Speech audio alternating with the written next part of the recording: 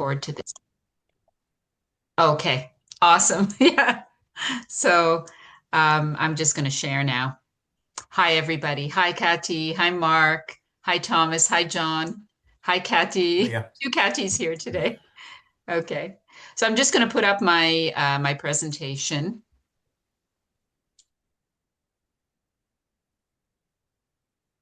Okay. And I just want to thank everybody for coming. You know, it's really, honestly, such a pleasure to, I don't know where to put this. So it's just such a pleasure to come to the SF24. I love coming to SF24.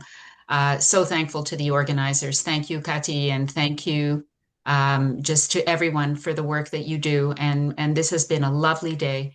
And I look forward to tomorrow as well. And today, what I'm here to talk with you about is essentially this is very much of a presentation style presentation today, because what I want to do is I want to share with you the work that I've been doing recently with middle schools, which I just concluded. And so it's very, very fresh, and I'm quite excited about it.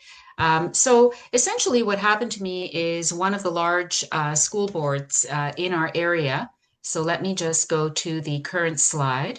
Let me just do this.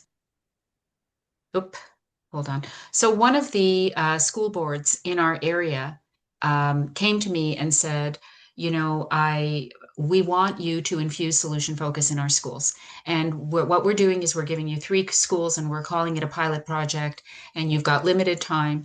And so just so that you're aware, my work is to apply solution focus in school settings. That's most of what I do. I mostly teach staff and principals and students and parents how to integrate solution-focused practices and principles into their daily lives to build productive relationships and productive school culture and family culture. So this was felt like a bit of a tall order for me, because while I usually do presentations, I don't usually do all of this in a full school for the full school community as a pilot project in three schools. And I knew that I wasn't being given enough time. So I'm going to take you through a little bit of what that looked like. So the plan was essentially for each of the three middle schools, um, and middle schools in Canada are grades 6, 7, and 8.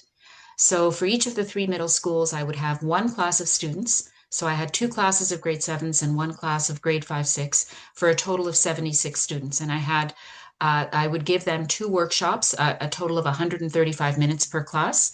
And I also had two workshops per staff, per school on their lunchtime. And I had a 2 hour presentation for parents for each school. And this was not just the parents for those particular classes, it was school-wide parents. So I'm going to tell you a little bit about how I handled the curriculum for the students and for the staff and for the parents. So starting with the students, I wanted to start with a focus on personal strengths in solution focus. The main goal for me was to really stress the importance of prioritizing communication and to really get students to think about how they communicate in terms of building relationships and for their own sense of well-being and success in schools. So we talked about positively noticing oneself, talking about our best qualities, what brings them joy. And, you know, when I think about strengths, I do think about abilities and identities and characteristics and all of that. But I also think about factors that contribute to success, right? What is it that students do to help themselves to be successful? For example, if you have an ADHD student who gets up and leaves the class, and the teacher thinks they're breaking the norm because they're leaving the class, but they themselves know that they need to move and they need to walk around a little bit so that they can come back and so that they can concentrate. That would actually be a factor to contribute to success. And so I focus a lot on those kinds of things with students and with staff as well. So it was really an intention to how to use these strengths to support interaction and to focus on what already is working and how they're interacting at school. In the second day, I started to talk about future orientation and the future focus. And I really didn't um, feel the need to use terminology with the students to talk about exception orientation and future orientation.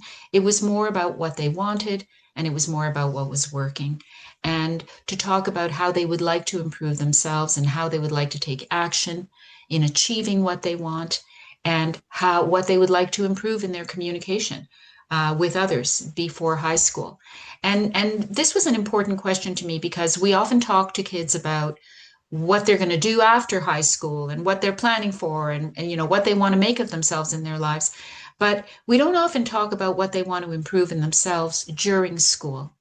And of course the focus here was on communication, so what was going to make a difference for them. So I'll just, you know what, I have a couple of slides of exercises. I'm just going to tell you about one of them on each slide, and you can sort of read through the other ones yourself. So one of the exercises here on this slide was the back-to-back exercise, and this one focused on listening. And what I asked the students to choose a partner, and so they sat back to back. The question raised to them was, what brings you joy outside of school? And so each student had an opportunity to share for a minute what brings them joy, while the other one listened without interruption. And then, you know, they were able to, at the end, share with each other what they heard. And so when we unpacked this exercise, it was about how we hear each other, how we listen to each other, how sitting back to back is a bit of, it's a bit of a challenge because we need to be able to provide eye contact. We need to be able to, proximity is important, positioning is important, and all of those sorts of things. So it really got the students to think about one of the aspects of communication, and how we bring ourselves to that interaction, which is about listening. On the next slide, the activity that I'm going to focus on is, oops, sorry about that, is the machine. So here was an example of an exercise, and I tried to use different learning styles in the kinds of activities that I gave them. All of the activities were solution focused. And in this particular one, this one was dealing with future orientation and what they want. And so I asked them to draw a simple picture of a machine that will show how they will improve their communication skills before they get to high school. And, you know, some of them drew, and I said to them, this is not an art project, you know, it could be a line drawing, it doesn't have to be fancy. And some of them drew like a static machine, like a washing machine, and talked to me about how that worked. And others had machines with you know, an entrance and an exit. And so, you know, when I put my communication into my communication skills into the machine, this is what they look like. This is what happens to them while they're in the machine, and this is how they come out for the better. And so the students were able to create different ones, and then they were asked to share about their machines. And there was some very interesting sharing. Some students wanted to present to the whole class. And, you know, there was one boy who was very quiet through all of the activities and all of the work that we did together, but he really wanted to share his machine to the class. And he said, you know, I'm generally a quiet person. I like to study animals. I like to study prehistoric animals and animals on the verge of extinction. And it's really, really important to me that when I get to high school, I can really continue studying this and meet up with kids who have the same interests as me. So it's really important for me to figure out how I can get a team together of like-minded people when I'm in high school. And his machine showed how he was going to do that. So that was some of the creative thinking that came into this type of future planning. Now, before I move on to staff workshops, do you have any questions or comments for me about what I did with the students, or any of what I've just shared with you?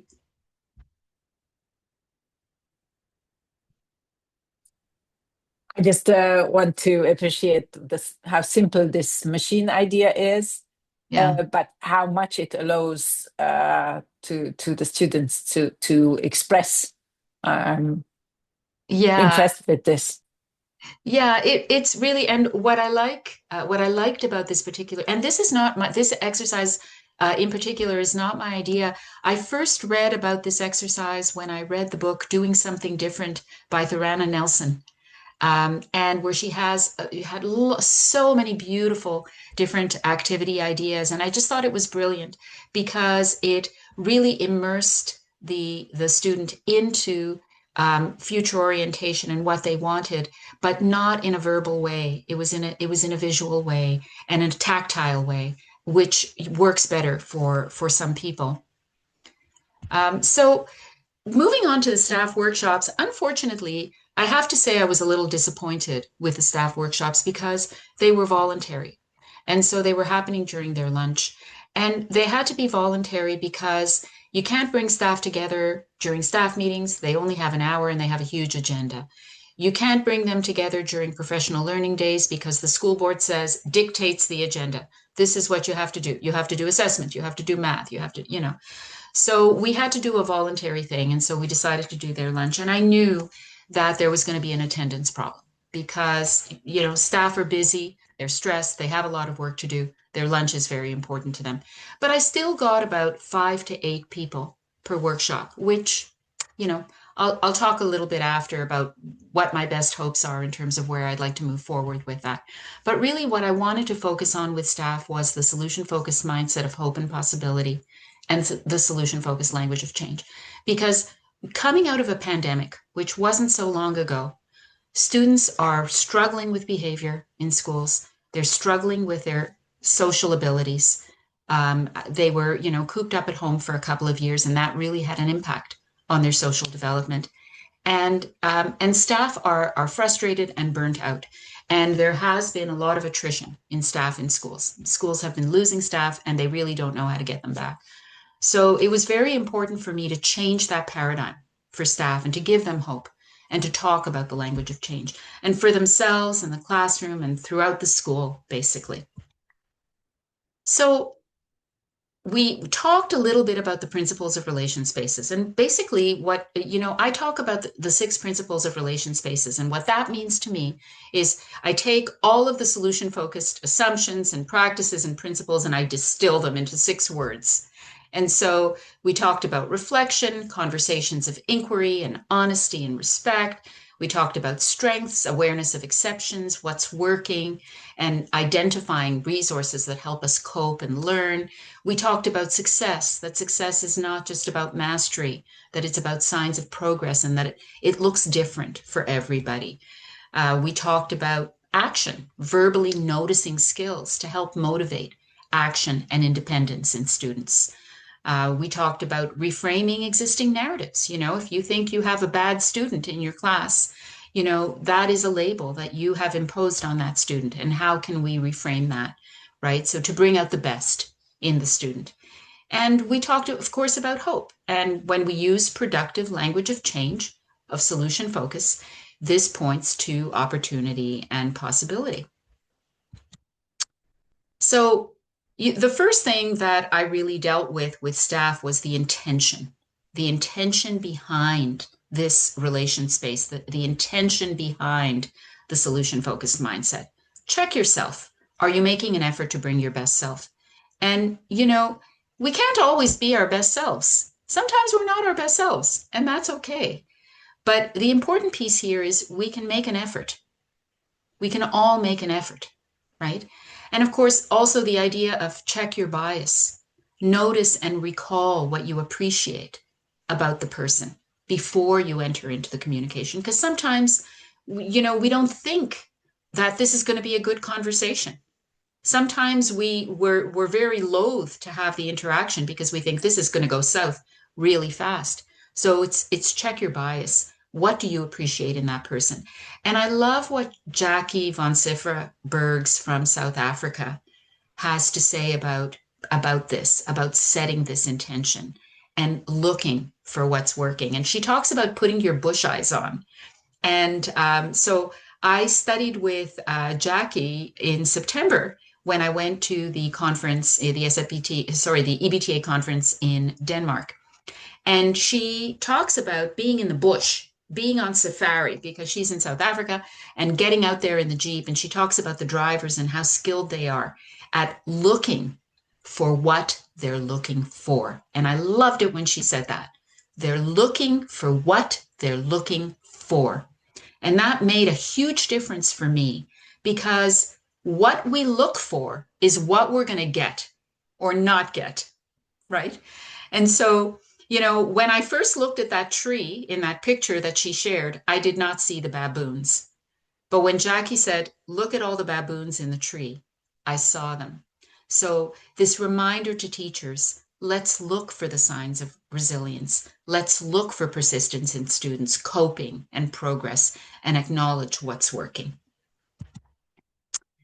And of course, the future oriented conversations. Let's focus what is wanted rather than what's not wanted, right? And in classrooms, teachers sometimes have a propensity to focus on what's not wanted. But if they give a student to share the opportunity to share what they want. So for example, let's imagine you have a student in the class who doesn't want to be there. You know, they keep telling you they're not interested in this, they're bored in this, they don't like the lesson. Well, that could be a situation whereby the teacher says, look, you need to follow the rules. And if you don't follow the rules, get out, which is often what happens. Or it can be an opportunity for the teacher to say, you know what? Thank you for letting me know that you want something else in this lesson. Let's talk about that. Let's talk about what you want in this lesson and maybe engage the class. What would be better in this class? If things were different in this class, what would be better? What would you like to see happening? And to write it down. What does the class want to see? And then maybe for the teacher to sit down with him or herself and ask themselves and write down what do they want to see in the class? And then to put those two things side by side, to show the students, to look for the similarities, right? And to say, okay, look at these similarities and how can we make for productive change? So these kinds of situations where teachers find themselves on the spot and upset about what's going on, they can actually be very productive opportunities. You know, and I focus on presuppositional language to help students brainstorm freely, and of course, verbally celebrating small signs of change. And one of the things that's really important to me is fresh starts. When we give everybody a fresh start, when administrators give teachers a fresh start every day, when teachers give students a fresh start every day, even if they had a bad day, we're going to set that aside and we're going to give them the opportunity to have a good, stress-free sleep where they don't have to feel ashamed, where they don't have to feel that they did something wrong, where they can wake up the next day and go to school feeling good and feeling that they have an opportunity today. So to me, fresh starts are really important. And you know what? I've got two exercises here, but I'm going to ask you to do the personal celebration. Today, you're standing on a mountaintop celebrating yourself. What small thing have you been able to manage this week? So just take a moment to think about that.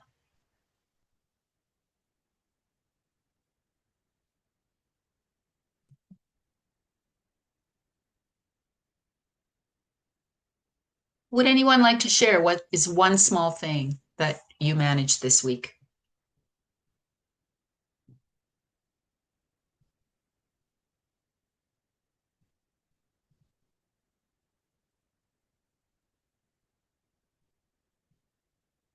Okay, I'm going to move right along. And there are two activities on this slide, but the one that I'll mention was the written exercise, the four quadrant exercise, where I gave them a paper with four quadrants, and I asked them on the first quadrant, what is a problem or issue for you in your class that you would like resolved? On the second, what would you like to see instead of what's happening now? On the third, suppose things are better, what will be happening differently? And what part of the problem may already be resolved. And so the teachers worked on this for a while. And interestingly, the fourth quadrant was the one that they had the most questions about. They had not thought of the possibility of a problem already being resolved. And in conversation, they realized that, you know, in many ways, the problem was in fact resolved. And of course, we did a simulation parent teacher interview where, you know, because often teachers get very stressed about parent teacher interviews because parents come in sometimes upset and angry and they point the finger at the teacher to say, you know what, if not for you, my child would be doing better. And so sometimes teachers get stressed. And so basically it was about reframing, right? Welcome their voice, ask them what is working, ask them what is wanted. This is not about you. This is about the parent. This is the parent's opportunity to have a productive session about their child. What are their best hopes for their child? What do they see as already working toward this? What would they like to see happen differently in class? And so on. Before we move on to parent presentations, are there any questions or comments?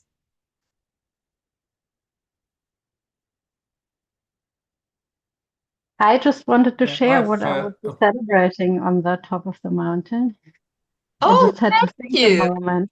I just had Okay. to think a moment because I wasn't sure if I want to look back like on the recent past, my achievement this week, or if I want to like put myself into my future self shoes and say like speaking from Sunday, looking backwards. So that's why I was hesitant. But now I think I will just celebrate that I took my time to do some pre-sleep before the conference. Like yesterday, I really prioritized getting rest before the conference so that I can maybe make it 24 hours. I can't promise, but that felt very that felt just very restful and I felt like charged with wellness there.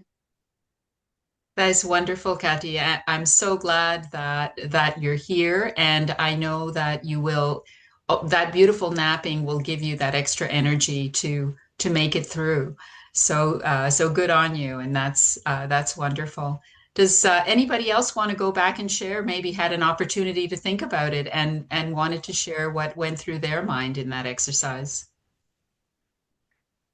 Vicky, I just wanted to comment on the difficulty you had in engaging with staff. And it immediately made me think of identifying as a client for change. Um, and if you could, because it's all about prioritization of time. And if you were just to put a simple question to those staff members, are you a client for change? Or should you be a client for change? We're putting effort into the students. We want to put effort into the teachers. And if they can understand that and see that, then they might prioritize slightly differently and come along. Yeah. Because some of the teachers are as important as the children.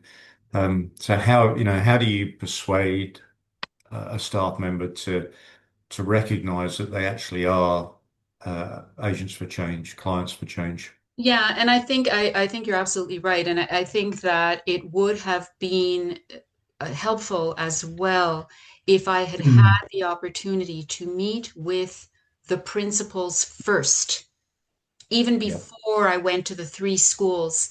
If I could gather up the principals and the vice principals from those three schools and to meet with them first, to essentially ask them to engage their staff, because that was one of the things that I found was that the principals were kind of a little bit lax about all of this professional learning. And so I kind of felt that I needed to get them on board as well. And John, I think that getting the principals together and asking them that question and asking them to share that question with staff would be very impactful. Thank you for Yeah, that. I do the same thing in business when I look at leaders who they want sessions for their staff, but they're not willing to be part of that session themselves. And I do exactly what you've just talked about, of starting with them first and telling them that there's no point having an engagement with the staff if they're not there. Yeah. It's not going to work. They've got to be there and play the game. They're part of the team. They don't sit above the team. They're part of the team, irrespective of whether they're in a leadership position or otherwise. But and when they get that realization, they kind of go, hmm. And then when they come into the sessions, they realize they actually enjoy it. And they're a bit more open to some of the comments, not necessarily criticisms, but just the comments. And they observe things they don't normally observe. Yeah. Yeah. It's like you say, looking for what you're looking for. I like that. I like that quote. That's a good one. Yeah. Thanks, John. No worries. So we'll move on to the parent presentations. Thankfully for the parent presentations, we had large groups because they can come out in the evening and we're inviting all the parents from the school. So you end up with a large group, which is very nice. And we talked about presence in relationship, solution focused presence in relationship first and foremost, where each relationship is a unique space because, you know, every parent and every child in their family have different personalities and different characteristics. And so they're going to have a different relationship, filling the space, of course, with love and all the wonderful things. And of course, unconditional mattering and belonging and appreciation. You know, when children feel that no matter what, it's not that they have to do the good thing to be appreciated or to follow the right rule to be appreciated, that they're going to be appreciated unconditionally. And, you know, bringing our best qualities and honoring the unique qualities in our children. And also, you know, everything we know about solution focus, which is that the client, we know our clients have all the wisdom and understanding to make appropriate change for themselves. And so do the children. So do our learners, right? So do our teachers, ultimately, if we give them the opportunity. And that everybody has the ability and the pattern, the ability to improve in patterns of thinking, learning, and behavior, which we also know in solution focus. But sometimes parents will say to me, my child will never change. You know, my child is not able to do that. So it's a question of getting them to shift that mindset and to really hear and understand their children for who they are and to appreciate them for who they are. And with parents, I also, as with the teachers, I really focused on the structures of the solution-focused, exception-oriented, and future-oriented questions. And I broke those down using the principles of relation spaces. And, you know, we talked about adopting curiosity and a focus on learning in interactions with their children, right? And to really sort of try as much as possible to be flexible about their hopes for their children, right? Because they might have hopes for their children, but maybe their children are really, in some ways, can't fully fulfill those hopes. And, you know, we talked about action instead of leaning on the problem. And we also talked about dropping power imbalance because some adults will see themselves as higher than their children. And so it's, okay, how can we equalize that a little bit so that we can have open and honest conversations where there isn't an expectation for outcome? And sometimes parents will say, well, I don't have an expectation from outcome. But usually when we talk with our children, especially when we're talking with them on hard subjects, we have a hidden agenda, right? If my child wants to go out in the middle of the week to a party and come home late on a school night, when they have to wake up early the next day, when they're supposed to be doing their homework, etc., etc., I have a hidden agenda. And my hidden agenda is I don't want them to go to the party. So the question is, how do we drop that, and how, so that we can have an open conversation and ask questions like, what does this party mean to you? What are you looking forward to at this party? What will make a difference for you at this party? And then we can start to create an understanding around what's going to work for both of us, right?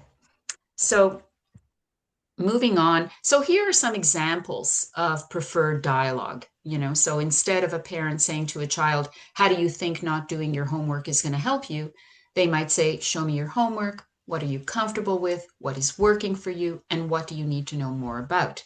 Right. And so, or the difference between when, you know, what is wrong or what is the problem? And instead to say what might help you and what might you like to see instead. Right? Because as soon as we say to a child, what is wrong and what is the problem, they won't say a thing, right?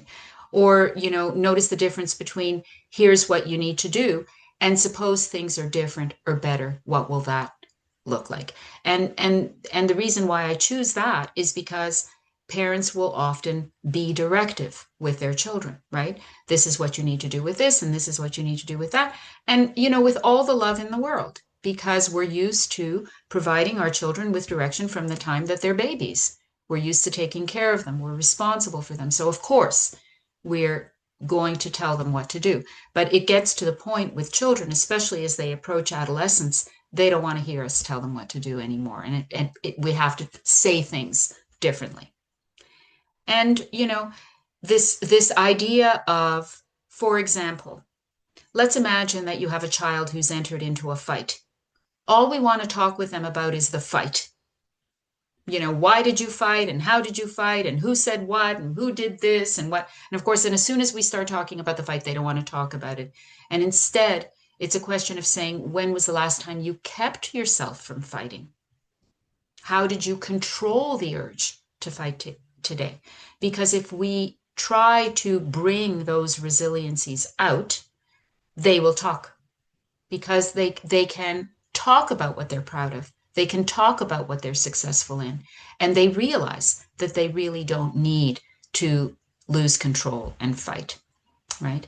And, I also just make mention here of verbalizing personal strengths, and being explicit about verbalizing personal strengths. That's a great rhyme to help you remember you're using your creativity for study and so on.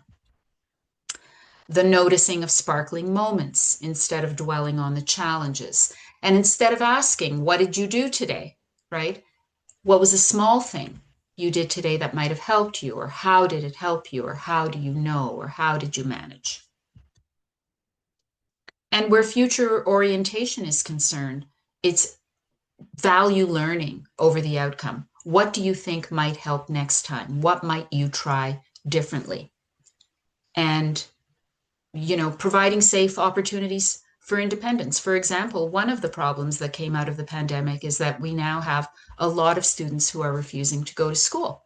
So, instead of saying to a child, look, you're not going to school, you have to get to school, how are we going to get you to school, which is never going to work, we can ask questions like, how is staying home from school helping you?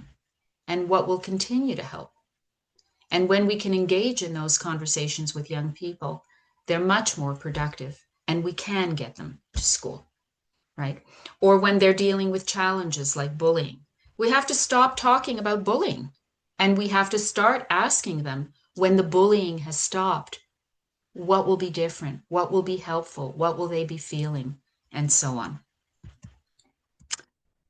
So, again, I remember parent exercises, remembering meaningful conversational spaces, somebody that had a profound impact on them.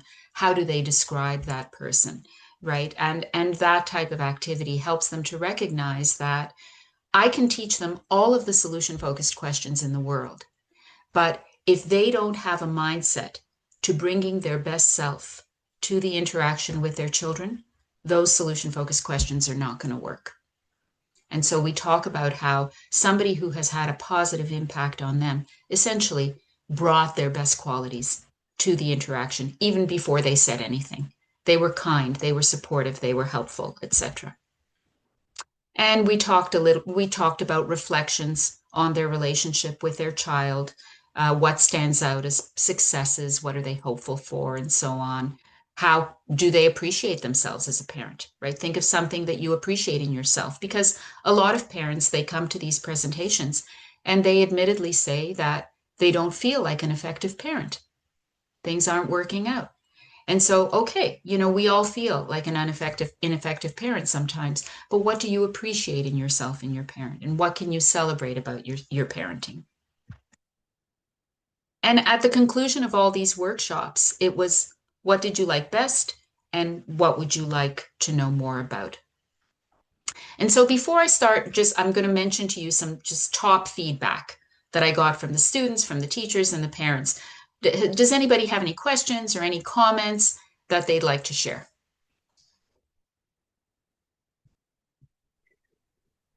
Yeah, Vicky, I'd just like to comment on that one of your slides just a couple ago, that bit about thinking of someone in your life that's had a profoundly positive impact. Yeah, Kids often look for role models, and then yeah, they try and model on the role model.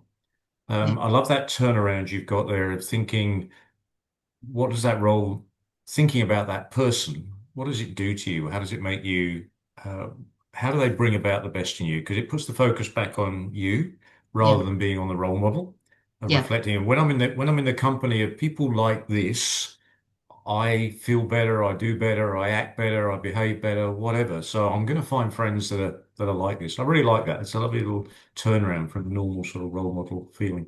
Thanks, Rose, bringing that up. Thank you.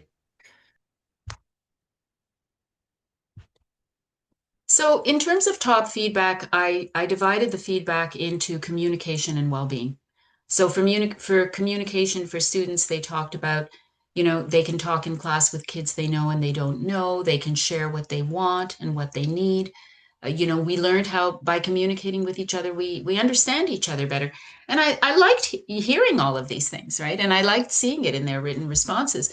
But what I didn't like is what these top responses told me is that there isn't enough communication going on in these classrooms.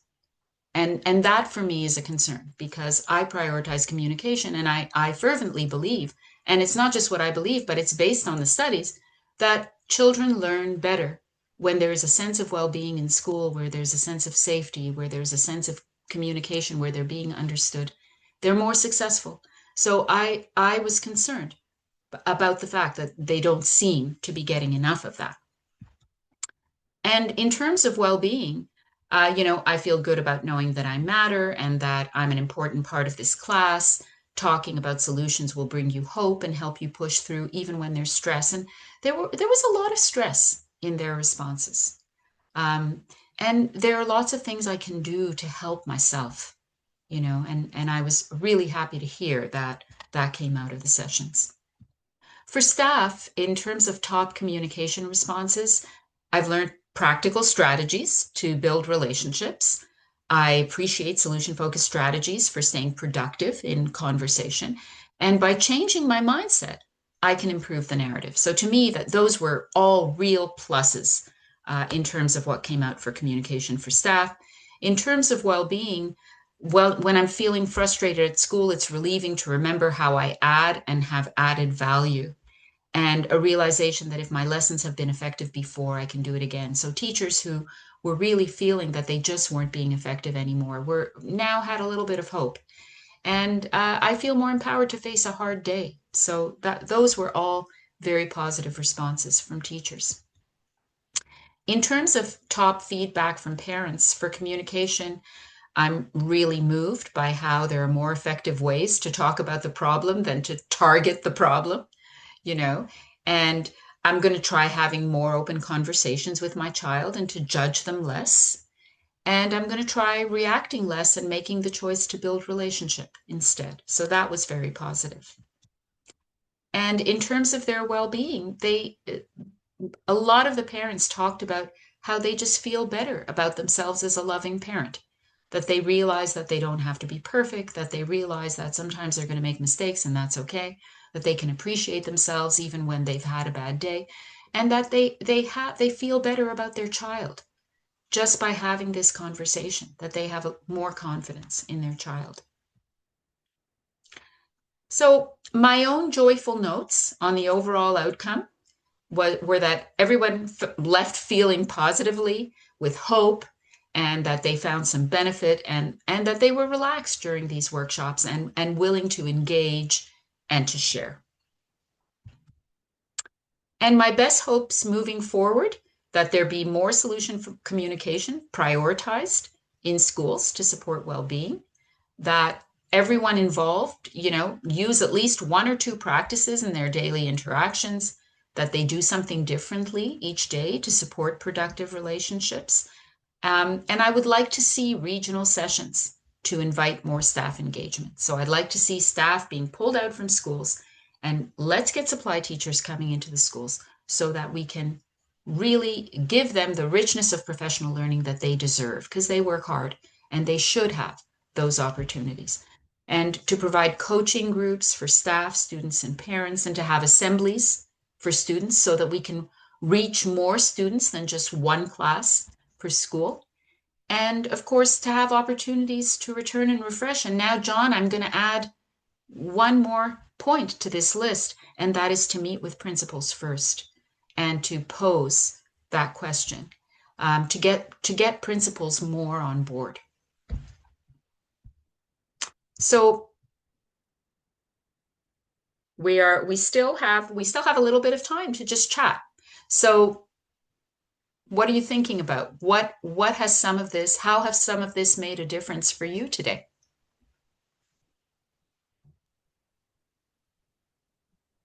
Vicky, I got one thing. The messages to staff and the messages to parents are very similar, but maybe interpreted slightly different by each group. Did you ever think about doing those sessions at the same time, so parents and staff at the same time together, and whether that might grow or improve the relationship between staff, between teachers and parents? That's a very interesting idea. I haven't done that yet.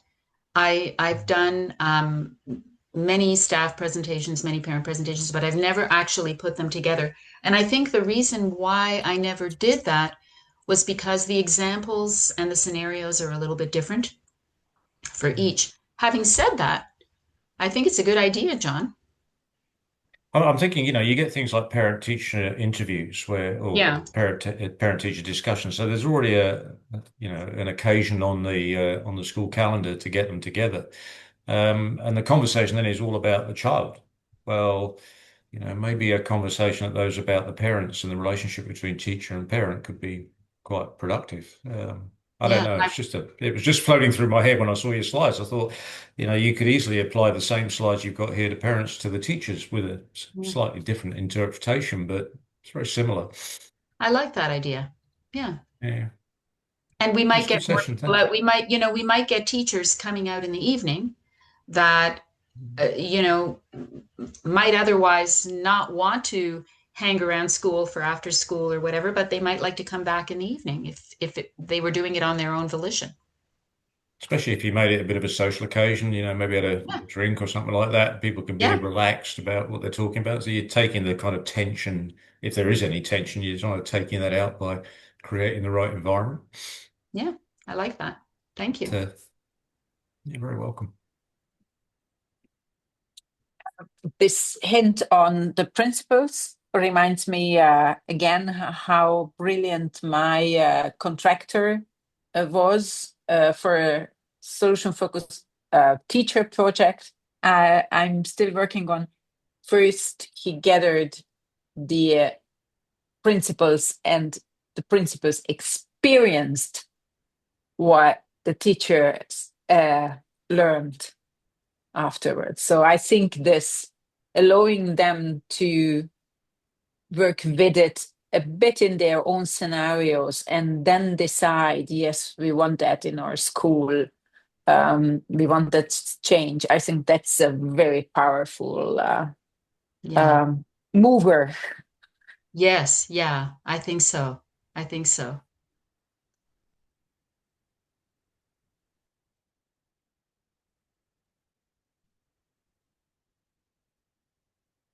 Any other thoughts? Uh, I just want to add a comment. I don't know if you are seeing me. Yes, we do. Yes, I can see you. Yes. Oh, okay. I don't work at school. Actually, I'm retired, and I work with elderly, uh, mostly in church settings. And the reason I choose your presentation was because the educational aspect, and I don't regret it, because we have summer camps for elderly, and we prepare activities, and you give me a lot of ideas how to communicate. One of the things I appreciate about solution focus, particularly when working with the elderly, is that when you talk to them, there is a lot of life review and regrets. And with the solution focused conversations, you can start helping them that they didn't do everything wrong. They did a lot of things positive and good, and we try to recover that in their life and memories. And I think your presentation gave me what I needed, particularly for the well-being and better emotional developments in the elderly population. Thank you, Thomas. That's great. I'm really happy to hear that. And you know what? Even though I didn't read out all of the exercises and everything, I will make sure that I make this slide deck available so that you can have all of those ideas and to refresh your memory as well. So Kati will tell me how I can share that, and I will do that. Thank you. I appreciate it. Thank you. Any other thoughts?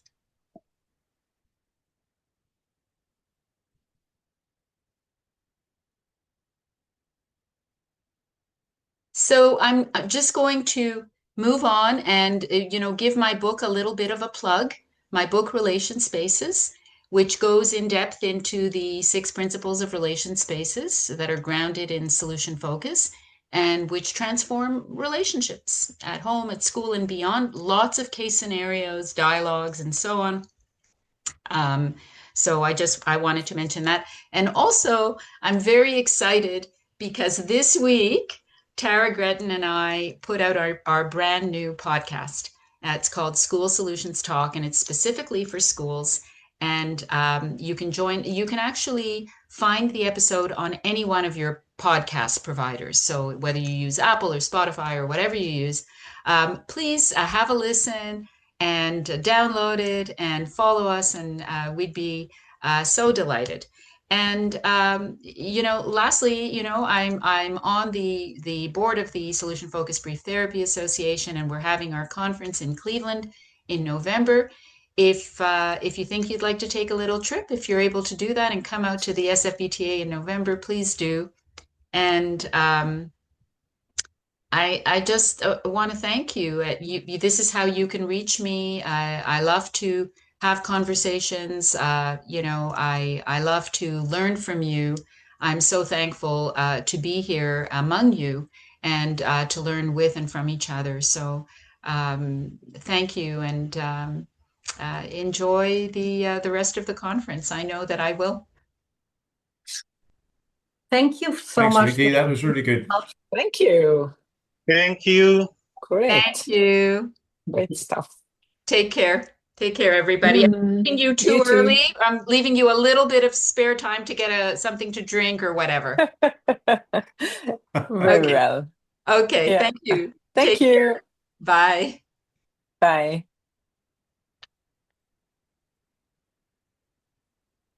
Gonna stop the recording, maybe? I have to stop the recording. Okay.